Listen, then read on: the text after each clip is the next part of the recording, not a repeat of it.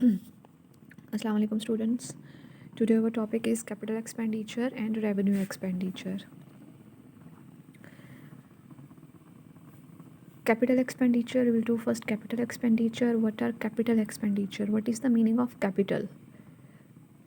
The amount invested by the owner in his business. जी आप सबने ये सोचा होगा, लेकिन अब इसका एक्सपेंडिचर का वर्ड आ रहा है. Expenditure means expenses, but in दोनों को मिलाकर कैपिटल एक्सपेंडिचर, इसका फुल का मीनिंग क्या बनेगा? Capital expenditure means capital or any capital expenditure means any expenditure incurred in or incidental to the acquisition means to buy or improvement of land, building, engineering structure. In short, any expense made or incurred on acquisition of non-current asset or fixed asset. Fixed asset या non current asset एक ही होते हैं जिसके दो नाम हैं. उनको bye करने पर जो एक्सपेंसेस होंगे, those expenses will be called capital expenditure. For example, you are buying a building for rupees 30 lakhs, तो यहाँ पे 30 lakhs क्या है पापा? कैपिटल एक्सपेंडिचर है. Confers a lasting benefit. Lasting benefit means इसका बेनिफिट आपको ज़्यादा टाइम के लिए मिलता है. And extends the period of fixed asset. और फिक्स्ड एसेट का पीरियड बढ़ जाता है. कैसे बढ़ जाता है कि आपने you had some machinery, okay, वो मशीनरी 5 years बाद अब वो डेप्रिशिएट हो गई है, ख़राब होने वाली है. So you will spend rupees 10 or 20,000 on that machinery, and now the period of that machinery, the life of that machinery has extended to further 2 years. तो ये क्या है? ये आपके पास कैपिटल एक्सपेंडिचर होगा. Some institutions can capitalize short-term cost to their capital expenditure, salaries and wages, consultation fees, finance cost.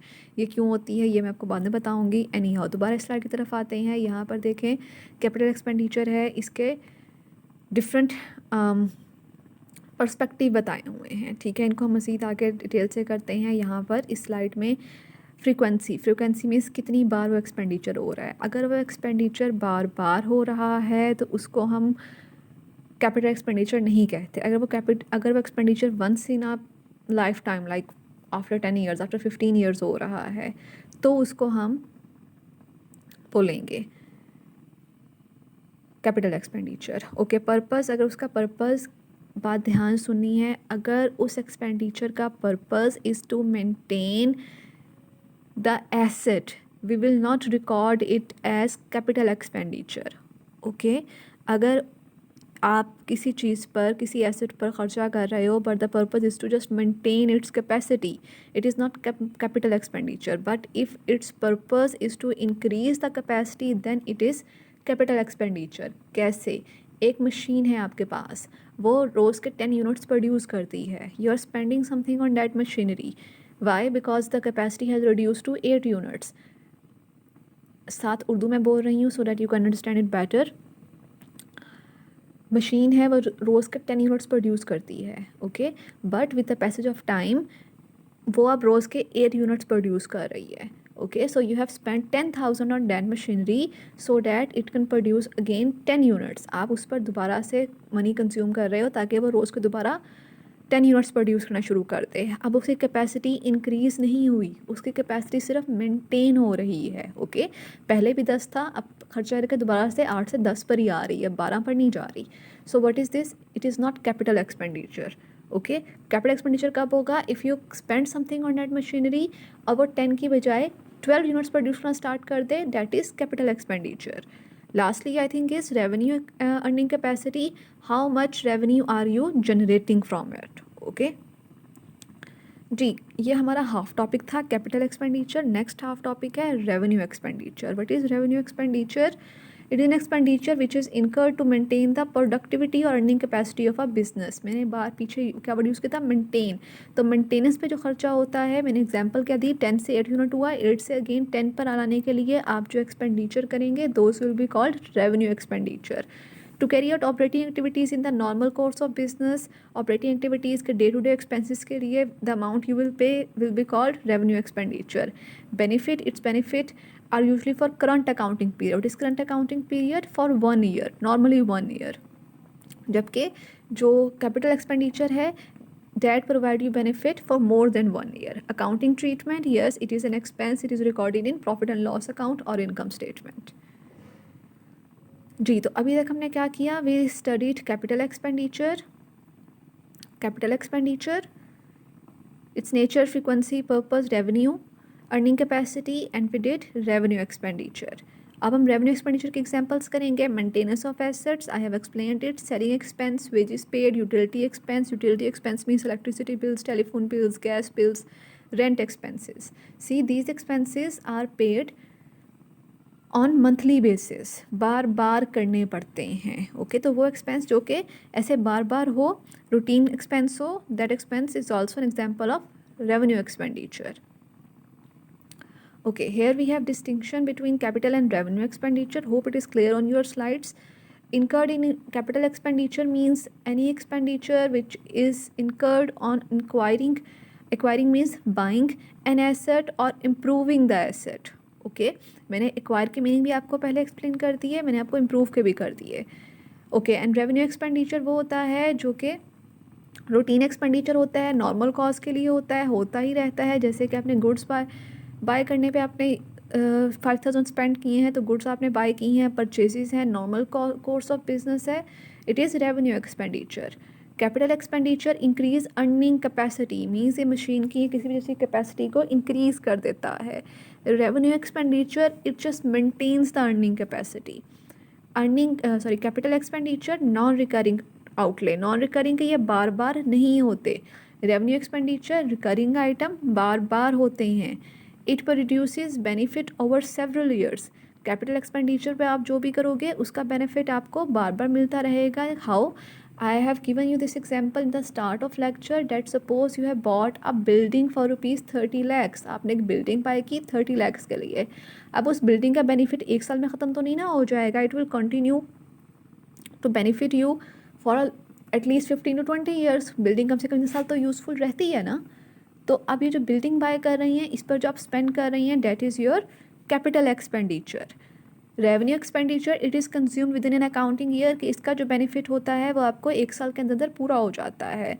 Okay, जैसे कि आपने एक बिल्डिंग है, एक बिल्डिंग का आपने 6 माह का रेंट दिया है, तो वो जो रेंट जब तक आप देते रहोगे तब तक आप उस बिल्डिंग में रहोगे.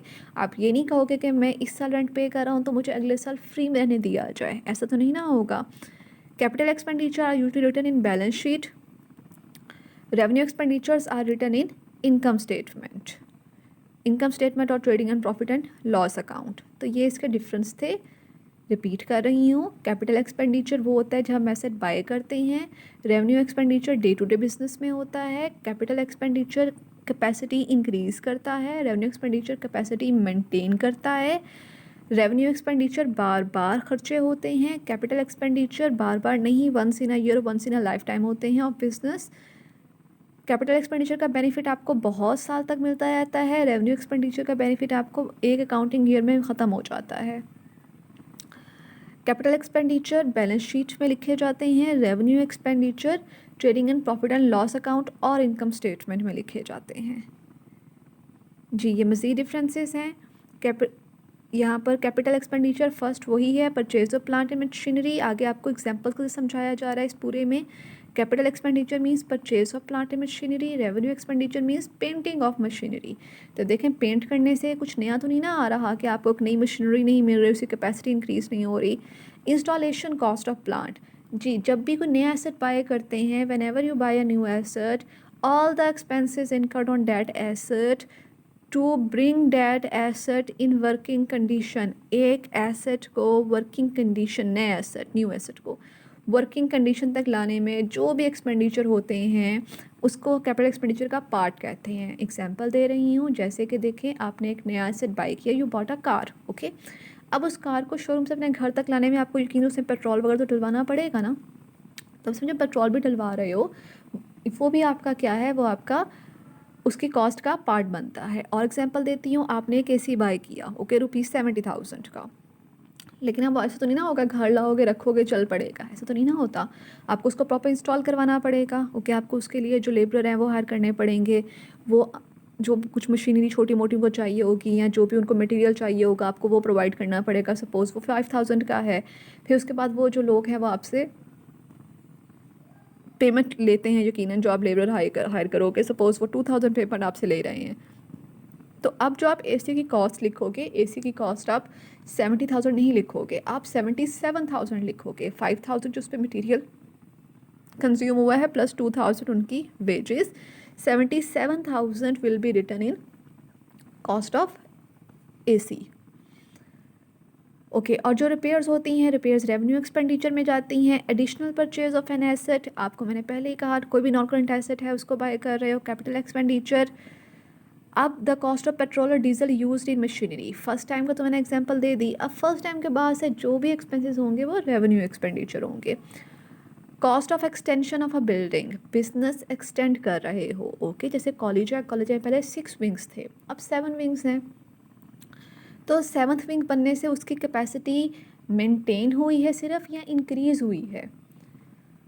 ऑब्वियसली इंक्रीज़ हुई है। तो जब भी बिल्डिंग को या किसी भी एसेट को एक्सटेंड करते हैं उसकी कैपेसिटी इंक्रीज़ होती है, और जब भी किसी कैपेसिटी इंक्रीज़ होती है डेट इज़ कैपिटल एक्सपेंडिचर, और जब भी मेंटेन करेंगे that is revenue expenditure. Legal charges incurred for the purchase of an asset, जी जब भी मैंने आपको पहले कहा कोई भी एसेट बाय कर रहे हो फिक्स्ड एसेट्स पे जो भी एक्सपेंसेस होंगे that will form a part of that asset. तो उसके लिए आपने बिल्डिंग बाय की है, उसके लिए आपने एक लॉयर हायर किया था, ये जो भी आपने स्टैम्प पेपर पे बाय किया है that is also a part of cost of that asset. Legal charges incurred for collection of debt, हाँ जी, कि कलेक्शन ऑफ डेट कि आपने किसी को कर्जा दिया हुआ था, अब कर्जा देना जो है normal trade receivable, trade payable, you know that is part of the normal routine of business, तो वो रेवेन्यू एक्सपेंडिचर होगा। आगे और एग्जांपल्स हैं, cost of increasing the number of seats in cinema theatre, capacity increase हो गई है। Cost of maintaining a newly constructed building, मैंने बताया कि जब भी कोई नया फिक्स्ड एसेट बाय करते हो उस पर जो भी एक्सपेंसेस होंगे those will be capital expenditure and so on. Okay जी, नेक्स्ट है हमारे पास सेम कंसेप्ट इनकम का आ जाता है, capital income and revenue income, या कैपिटल रिसीप्ट और revenue receipt. Capital income, income which does not grow out of a और pertain to the running of business proper, okay, कि बिजनेस की daily working से जो मिलती है उसको आप कैपिटल इनकम नहीं कहते। उसके अलावा एग्जांपल दे रही हूँ कि देखें आपकी एक बुटीक है, ओके, अब उस बुटीक का नॉर्मल बिजनेस क्या है, कपड़े सेल करना। अब एक सूट सेल हुआ है 2000 का, जो 2000 है वो आपकी कैपिटल इनकम नहीं है, वो आपकी रेवेन्यू इनकम है। रेवेन्यू इनकम वो होती है जो कि रेगुलर बिजनेस से रिसीव होती है, ओके। कैपिटल इनकम क्या होगी, जो आपको रेगुलर बिजनेस के अलावा रिसीव होगी। Capital receipt and revenue receipt, additional payments made to the business by the owner received from the sale of business assets, okay. अब वही बुटीक है, वो बुटीक अगर अपना उसका काउंटर पुराना हो गया है, वो नया काउंटर बाय करना चाह रहे हैं, तो वो जब वो पुराना काउंटर सेल करेंगे तो उस पर, या पुराना सोफ़ा सेल करेंगे तो उस पर जो उसको मिलेगी that will be capital receipt. Revenue receipt वही है कि जो आपको रेगुलर बिजनेस से रिसीव होती है। ये बस लास्ट स्लाइड है I think. Capital receipt, capital receipt क्या होती है, it is the amount received from the sale of asset, share and debenture. Business का नॉन करंट एसेट सेल कर रही हैं या शेयर या डिबेंचर सेल कर रही हैं। कैपिटल रिसीप्ट, रेवेन्यू रिसीप्ट के जो बिजनेस के रेगुलर बिजनेस से सेल होकर मिलती है। Capital receipt do not occur frequently, जैसे कैपिटल एक्सपेंडिचर हैं वो बार बार नहीं होते, वैसे कैपिटल रिसीप्ट भी आपको ये नहीं कि हर मंथ ही मिलती रहेंगी, ऐसा नहीं होता। जबकि जो रेवेन्यू रिसीप्ट्स होती हैं वो आपको हर महीने मिलती रहती हैं, ठीक है, बार बार मिलती हैं। Main terms of capital receipts are capital and loan के बेसिकली यही है। Capital receipt is shown on the liability side of the balance sheet, yes, capital receipt आपकी बैलेंस शीट की लायबिलिटी साइड पर शो होती हैं, जबकि रेवेन्यू रिसीप्ट आपके trading and profit and loss account और इनकम स्टेटमेंट में इनकम साइड पर शो होती हैं। Capital receipt is received in exchange for the source of income, yes, it is very important and technical point. Capital received is received in exchange of source of income. Revenue received is received which is substitution of the income. देखें, एक इंसान है, okay, वो एक carpenter के पास काम करता है, उसको वहाँ से मिलते हैं 5000, ओके, उसको उसके अलावा कहीं और अपॉर्चुनिटी मिल जाती है, ओके,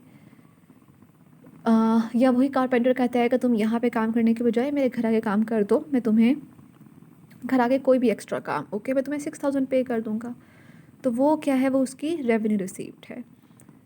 कैपिटल रिसीप्ट क्या होती है कि एक इंसान है वो जॉब कर रहा है, ओके, उसको वो कहते हैं कि अभी आपके 25 ईयर्स नहीं हुए, 20 ईयर्स हैं, आप अभी रिटायर हो जाएं, ओके, और हम जो आपको आपके अगले 5 साल की सैलरी में से जो 3 ईयर्स की सैलरी है हम आपको एडवांस में दे देते हैं, ओके, रिटायरमेंट के लिए, इसे गोल्डन हैंडशेक भी बोलते हैं। खैर, तो अब यहाँ पर क्या है, यहाँ पर उसका इनकम सब्सटीट्यूट नहीं हो रही, उसका सोर्स ऑफ इनकम का सब्सटीट्यूट है, ओके, सोर्स ऑफ इनकम का सब्सटीट्यूट है।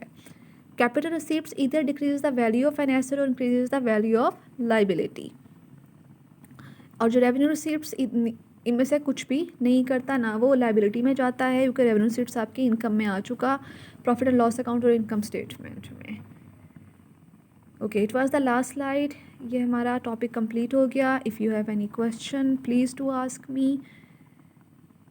इसके आपने क्वेश्चंस करने हैं, अब मुझे डेली बेस पे क्वेश्चन सेंड करने हैं, या थैंक यू।